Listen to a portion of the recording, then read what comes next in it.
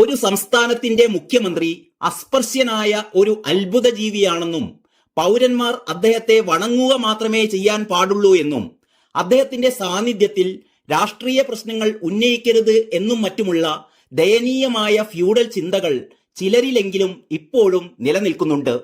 പ്രശസ്ത എഴുത്തുകാരൻ സക്കറിയ ഒരു പ്രമുഖ പത്രത്തിലെ കോളത്തിൽ തുറന്നടിക്കുന്നു. മുഖ്യമന്ത്രിയുടെ സാന്നിധ്യത്തിൽ MT രാഷ്ട്രീയം ചർച്ച ചെയ്തതിനെ ഒരു അത്ഭുതമായി കണ്ടവരുടെ ജനാധിപത്യ ധാരണകൾ എത്ര ശോചനീയമാം വിധം പിന്നോക്കമാണെന്ന് സക്കറിയ അത്ഭുതപ്പെടുകയാണ്. രാഷ്ട്രീയ നേതാക്കളും ഭരണകൂട അംഗങ്ങളും ജനങ്ങളെക്കാൾ മുന്തിയവരും ജനങ്ങൾ അവരെക്കാൾ താണവരുമാണ് എന്ന രൂഢമൂലമായ വിശ്വാസം ഒട്ടേറെ മലയാളികളുടെ തലച്ചോറിൽ ഒരു ശക്തിക്കും നിർമ്മാർജ്ജനം ചെയ്യാനാവാത്ത ചിന്താ വൈകല്യമാണ്. മാധ്യമ സമീപനങ്ങളിൽ പോലും ഇത് നിഴലിക്കുന്നുണ്ട്.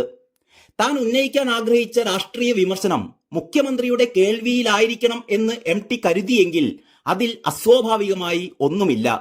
അങ്ങനെ ചെയ്യാൻ മടിക്കുകയോ ഭയക്കുകയോ ചെയ്യേണ്ട ആവശ്യം MTക്കുണ്ടെന്ന് തോന്നുന്നില്ല.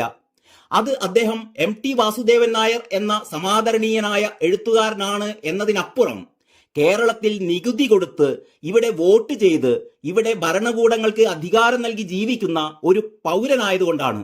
അതിന്റെ പേരിൽ സമൂഹ മാധ്യമങ്ങളിൽ ചിലർ അദ്ദേഹത്തിന് മേൽ കോരിച്ചൊരിയുന്ന പൊള്ള സ്തുതിവചനങ്ങളെപ്പോലെ തന്നെ ജുഗുപ്സാവഹമായിരുന്നു അദ്ദേഹത്തിനെതിരെ നടന്ന ആക്രമണങ്ങളും എന്ന് സക്കറിയ ചൂണ്ടിക്കാണിക്കുന്നു. ഇവിടത്തെ ഒരു ഭരണാധികാരിക്കും സാധാരണ ജനങ്ങൾ ഒരു മുന്തിയ പരിഗണനയും കൊടുക്കരുതെന്ന് വർഷങ്ങൾക്ക് മുമ്പ് തൃശൂർ സാഹിത്യ അക്കാദമി ഹാളിൽ നിറഞ്ഞ കയ്യടികൾക്കിടയിൽ സക്കറിയ നടത്തിയ ആവേശകരമായൊരു പ്രസംഗം ഓർത്തുപോകുകയാണ്.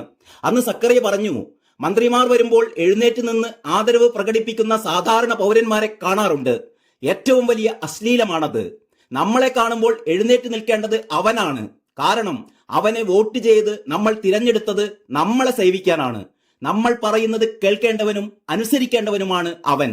അവൻ എന്ന് വെച്ചാൽ മന്ത്രിമാർ എന്നർത്ഥം. ഇങ്ങനെ തിരഞ്ഞെടുക്കപ്പെട്ടവർക്ക് തിന്നാനും കുടിക്കാനും ചികിത്സിക്കാനും അർമാദിക്കാനുമെല്ലാം നമ്മളാണ് പണം കൊടുക്കുന്നത്. എന്നിട്ടും അവന് ടോയ്ലറ്റിൽ പോകാൻ പോലും തോക്കുമായി പോലീസുകാരൻ പിന്നാലെ വേണം. അന്നത്തെ ആ പ്രസംഗത്തിലെ അതേ അഭിപ്രായങ്ങളാണ് ഇന്ന് തന്റെ വീക്ക്ലി കോളത്തിൽ സക്കറിയ വീണ്ടും രേഖപ്പെടുത്തുന്നത്. മുഖ്യമന്ത്രി പിണറായി വിജയനെ ദൈവത്തിന്റെ വരദാനമായും സൂര്യനായും കാരണഭൂതനായും ഫീനിക്സ് പക്ഷിയായും കഴുകനായും കാൽപാദം പതിഞ്ഞ മണ്ണിനെ പവിത്രമായും സഞ്ചരിച്ച ബസ് കാഴ്ച ബംഗ്ലാവിൽ പ്രദർശനത്തിന് വെക്കേണ്ടതാണെന്നുമൊക്കെ വാഴ്ത്തിപ്പാടുന്നവർക്ക് MT കൊടുത്ത ഷോക്ക് ചികിത്സക്ക് പിന്നാലെയാണ് സക്കറിയയും ഷോക്കടിപ്പിക്കുന്നത്. പക്ഷേ കുറച്ച് മാർദ്ദവത്തിലാണ് എന്ന് മാത്രം. കാരണം ഈ കുറിപ്പിന്റെ അവസാന ഭാഗത്ത് സക്കറിയ ഇങ്ങനെ പറയുന്നു, MT പറഞ്ഞത് പിണറായിയെ മാത്രം ഉദ്ദേശിച്ചാവില്ല എന്ന്. അതിങ്ങനെയാണ്. MT തന്റെ പ്രസംഗത്തിൽ അധികാരത്തെയും അമിതാധികാരത്തെയും പറ്റി പറഞ്ഞ കാര്യങ്ങൾ ഇന്ന് ഇന്ത്യയിൽ അധികാരം കൈയാളുന്ന ഏതാണ്ട് എല്ലാ രാഷ്ട്രീയ നേതാക്കൾക്കും അളവെടുത്തു തുന്നിച്ച ഉടുപ്പ് പോലെ കൃത്യമായി യോജിക്കുന്നതാണ്. ഈ കുറിപ്പ് അവസാനിപ്പിക്കുന്നത് ഇങ്ങനെയാണ്: അന്തിമ വിശകലനത്തിൽ എഴുത്തുകാരുടെ അഭിപ്രായങ്ങൾ അധികാരത്തിന്റെ ഇടനാഴികകളിൽ ഭൂകമ്പങ്ങൾ സൃഷ്ടിച്ചതായി ചരിത്രമില്ല.